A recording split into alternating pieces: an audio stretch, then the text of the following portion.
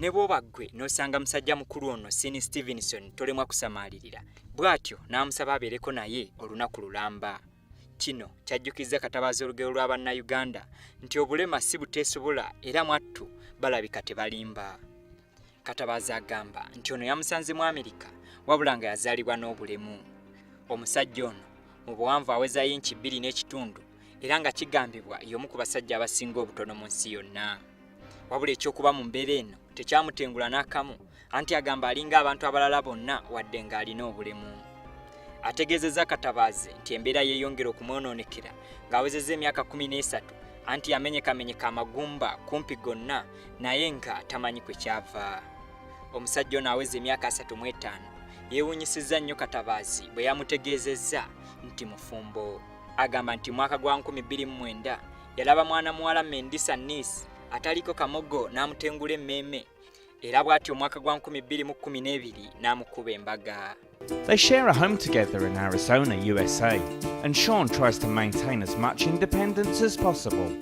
Abafumbo bano bamaze ebbanga lya myaka 2 nga bali bonna era ng'essanyu lye balina lya nsusso. Ekisinza okubobbya Stevenson omutwe be bantu aboogerera mukyala we nti yamwagalako nsimbi.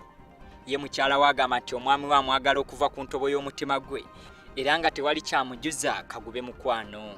I think Mindy would be the first to admit I'm the most sexual, aggressive person I probably have ever met in my life. Yeah, on the planet. Ever met in and my so life. Sex is a very important part of my life. Olw'obulamu omwami bw'alina emikisa gy'abaagala n'abano okufuna ezzadde mitono ddala kyokka nga balina essuubi nti singa bigaana waakiri baakufuna abaana abatalina mwasirizi okuva ku ssemazinga wa Africa. I spent a lot of time in Africa and just saw kids that needed parents. So there are so many children out there that could use great parents. So adoption may be an option for us if we choose to go down that path. Mukyala we ategeezezza Katabazi nti musajja mukulu ono tayagala nnyo kumukolera mirimu ki okuggyako okumunaasa kubanga ayagala nnyo okulaba obwereere bwa mukyala we anti banaaba bonna. On a daily basis, Sean actually doesn't need that much help.